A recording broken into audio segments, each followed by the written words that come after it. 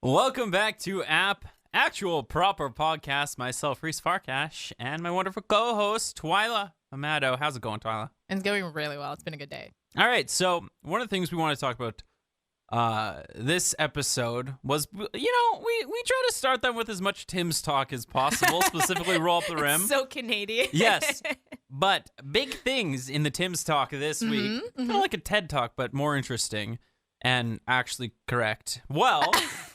I've won a lot in Roll Up the Rim this past couple days. Week, which is very surprising. I feel like you've really broken your string of like unluckiness, like unfortunate cups from Tim's. It's crazy. Yeah, because it was like going like 0 for 14 for the longest time. 12. It's 12. I go back and check the rest of the podcast, but it was like a crazy unlucky streak because it's like 1 in 6 you're supposed to win. Yeah.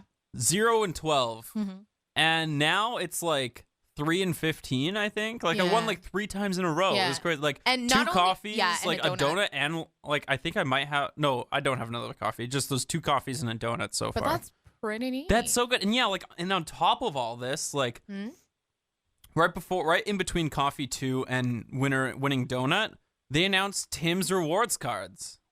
What is that? How excited do you feel about that? I mean, if I knew what it was, I think I'd be a little more excited. Because I'm 10 excited. Okay.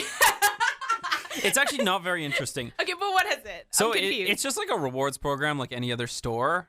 And you just like with your 7th purchase of like, I think it's like a 99 cents or more, it gets like a tick in the box. And then once you have all 7, you get like a free either donut or coffee.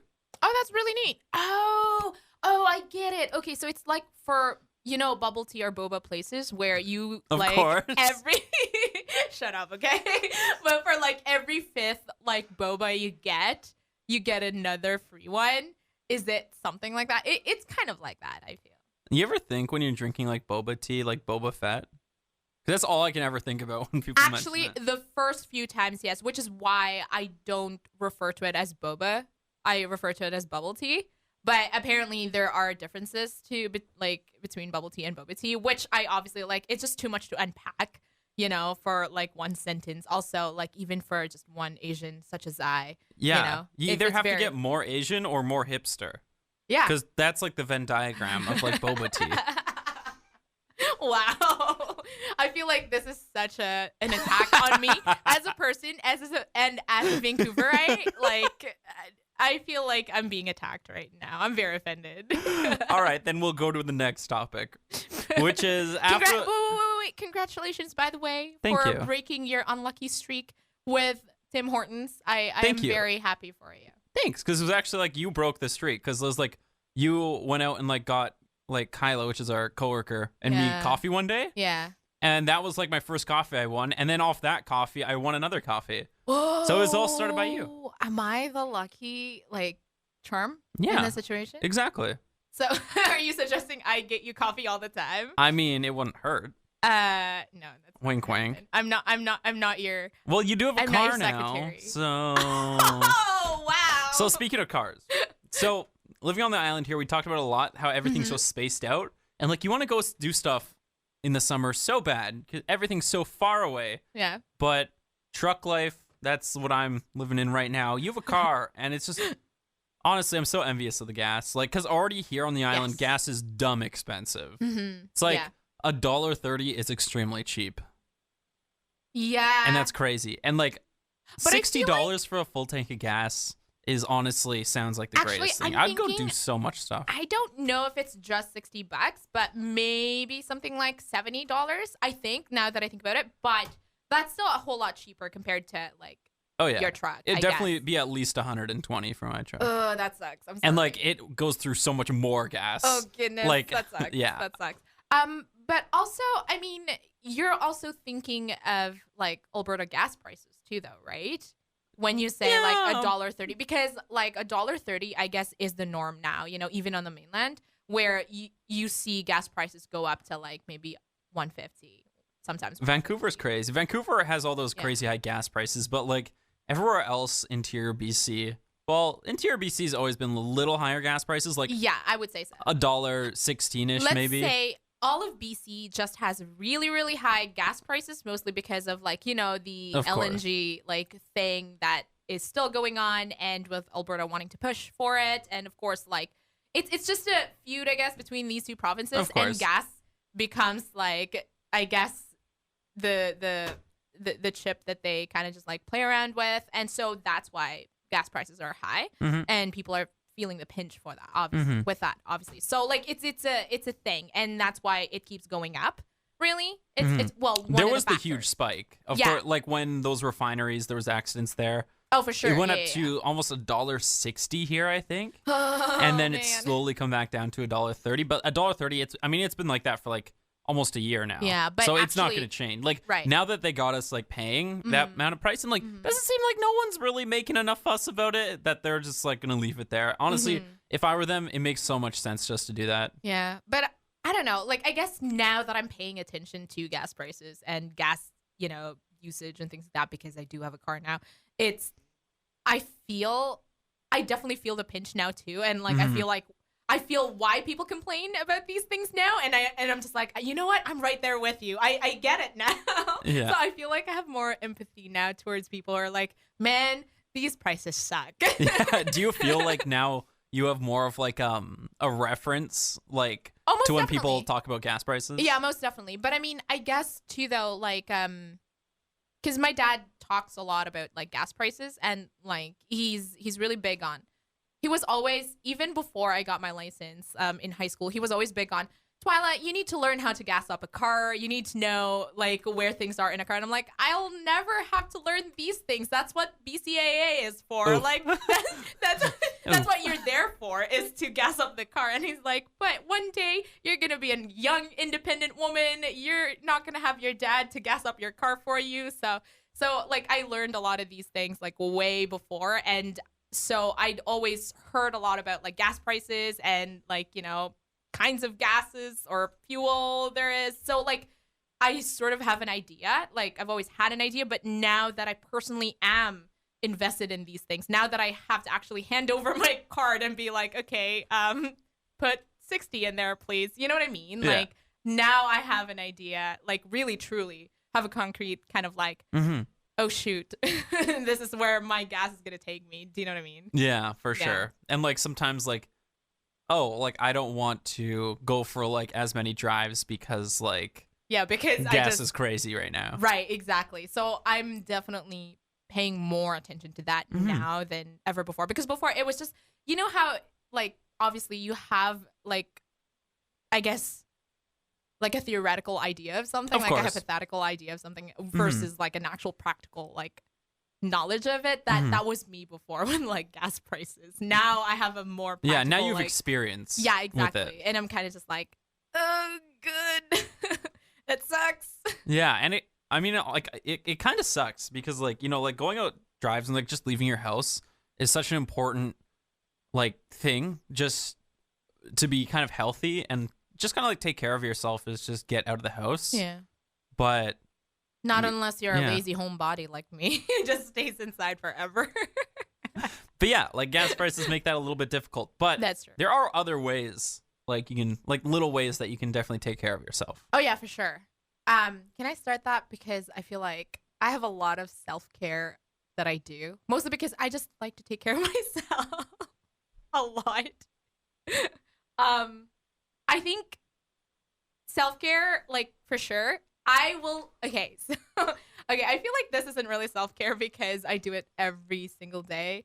But skincare, man, skincare is such a huge deal for me, and just like I feel like that's how I like start and end my days. But also kind of like when I'm feeling particularly like stressed out or bummed out or however, like whatever negative feeling, I definitely mask a whole lot more, or like just like moisturize a little extra, just to give myself an extra kind of like dose of love, and kind of just like, no, because okay, I think too though, it's like instant gratification, but like healthy instant gratification, you know what I mean?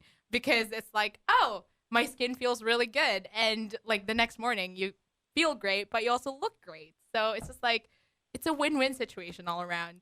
So I feel like, yeah, I definitely, that's like one thing that I am so big on like in terms of like self-care. Taking baths too, though, are great, but like I guess they're not that great for tall people, such as yourself. Yeah, tall people, like, baths are the worst for tall people because, like, tubs are only so big. Usually when you're about 6 feet tall, kind of like where I am, it's usually your legs don't fully extend, and that's already super annoying. Like, especially if you're in there for like a little while, like not having like your legs like in fully the water. flat. Yeah. And like the water doesn't even go that high, so it goes like to like your mid waist, and like doesn't even cover like your kneecaps because they're like sticking out of the water. So it's kind of like a weird sensation where the rest of you is kind of like really hot or like warm, but then your kneecaps are like really cold. Yeah, and then like the whole like 90% of your body is just really cold and just like sitting in a puddle. And it's like, I don't enjoy this.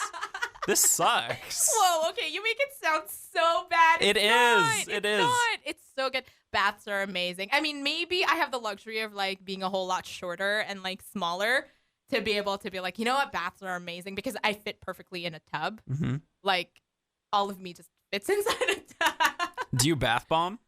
Oh my gosh. Lush has amazing bath bombs. So yes, absolutely I do because I'm such a huge fan of Lush and just like their bath bombs. They're so amazing. It's funny because like last Christmas, I actually got a bunch of not only hand creams, but also like bath bombs from Lush. Like my mom has this coworker and she has a kid, like she has a son, but apparently she's always really, really, really wanted a daughter. And so besides spoiling her kid, she also spoils me because like she's really good friends with my mom. So every Christmas or just like any like random occasion, like she just gives my mom like a bunch of like Lush products for me, like a bunch of bath bombs, but also like a bunch of hand creams. It's paradise. It's amazing. And like self-care, man, like she just feeds my obsession of like hand creams, but also just like self-care. The next one would be definitely like going for walks and sleeping. I sleep a lot and go for walks a lot, but also like I just read a lot. So I think that to me is just like very healing from like, I guess, just like the stresses of every day, right? And just like, I mean, I don't know about you, but like my job is kind of stressful sometimes because like my days are ruled by deadlines, you know, like, and I guess not just deadlines, but also kind of like competition, you know, like you have to be faster than like the other outlet or like the paper to get to a story or like to break a news story. And then on top of that, there's like the added stress of like being factually accurate and whatnot and like being honest. And so like that is like, it just compounds throughout the day. And so like by the end of the day, definitely, I'm just like, not only are you like exhausted, so you definitely want to sleep, but also like I feel like it just prepares you for the next day to be like, you know what, I'm good now. I've slept all that stress off, and like I'm a new person now. You know what I mean? It's important not to oversleep too. Yeah, that's something that I have learned a lot because like when you oversleep, you feel a whole lot sicker. And like, I guess because like when you wake up late too, though, like even when you're not meant to be doing anything particularly like important, I feel like I guess because you look at the clock and be like, oh, I've lost like my whole day to sleeping. Well, that sucks. You feel extra crummy about yourself, I guess. Yeah. And that doesn't help the healing process, I don't think. Yeah. Also, you feel a whole lot more groggy. Like, you just can't really shake that. Like, there's like when you don't sleep enough, you feel groggy. When you sleep too much, you feel too groggy. Yeah. And it's just like, but that's you really got to like nail it right with your sleep cycles. Yeah, exactly. But that's kind of why after sort of like a sleeping marathon, after like I just sleep off all that stress, I try my best to get out of the house at least for a few minutes and go for a walk, like rain or shine, just because it forces my body to actually like one, do something, like physically do something, but also like it forces me to get out of that like, I guess, crummy feeling, right? But also like, I mean, let's face it, sometimes like sleep just doesn't cut it. Like sometimes a thing that stresses you out will like keep on stressing you out until like it's resolved or whatever. And so sometimes like it just really forces you to be like, I guess, on the move and like not think about it because you're doing something else and you're, you know, like keeping yourself busy. And so like you come back to it with sort of like a clearer head. So you're a cooler mind. So it's kind of nice. Yeah. Also, like when you're sleeping, like, of course, your body there's so much different chemicals going through your body, and then when you're up and you start to get active, you work those out of your system, which is really good. And it's just a really nice balance rather than just like leaving all the chemicals that your body like naturally does in your sleep, like extend that for longer, and to like just kind of like work those out of your system, just like really good for you. Oh, this became really scientific real fast. Bill Nye, is that you? But yeah, I think another one would definitely be like, I mean, I don't think this works for everybody, but like for me, it does. And decluttering definitely is a self-care like thing for me, as well as baking. I find myself I like to bake even when I'm not stressed, but particularly when I'm super stressed out, like it's really helpful, especially if the thing that I'm stressing out about is something that I, like can't do anything about like immediately, but with baking, there's a purpose to what you're doing and it's an immediate result, perhaps an hour or so later, you get a batch of cookies or a really nice cake or, whatever. And so you're working for something and you're, obviously like it's a labor intensive kind of situation, but then a short while later, you get a good product out of it. Whereas, so it keeps your mind off of the thing that you're stressed about, but also like, again, with kind of like a nice gratification in the end with, hey, now I can just binge eat all the cookies. Yeah, I imagine because, it's very regimented. Like you have to have exact like 3/4 water, like stuff like that. Like that's would occupy your mind. Exactly. Like take it a lot off the stress. And I think that's what I like about it too the most is because like one, I'm already a very regimented person, but also because like you said exactly with it being so like routinized and just like everything has to be a perfect measurement, and it has to be mixed at a certain kind of like order for it to actually work. It takes your head out of whatever it is that you're stressed out about and just like really in the moment focused on that thing that you're making. So it's like mindfulness, but with food. It's great. A big part of self-care for me and for a lot of people out there, it's literally just having a clean living space, whether it be a home or apartment.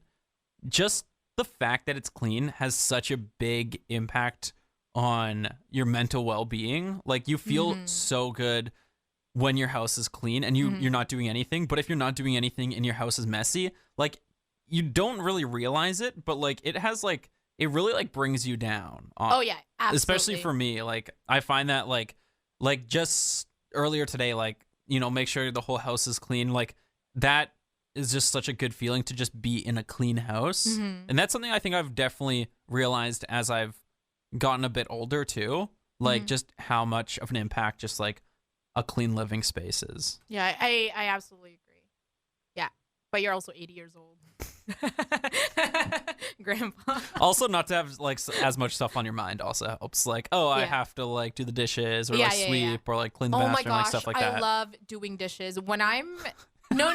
Like I like doing dishes, like obviously like when I use dishes and stuff. So like normal routine. Yes, I absolutely love doing dishes, but also when I'm stressed out, I love cleaning and I love doing dishes particularly because there's something so therapeutic about just, I guess, the repetitive motions of washing. Yeah. Also dishes, like right? taking something dirty and making it clean. Yeah, like, exactly. Yeah. Yeah, no. I totally agree. But definitely not part of like decluttering and like cleaning is laundry for me. I hate laundry with a passion. So, like doing laundry when I'm already stressed out, like just adds more stress into my mind, I feel. So when I'm in a kind of like stressful situation, I definitely avoid doing laundry. And on that note, let's go take advantage of this beautiful day, de-stress a lot, and we'll catch you guys next week. See ya. This has been our ASMR podcast. Stop.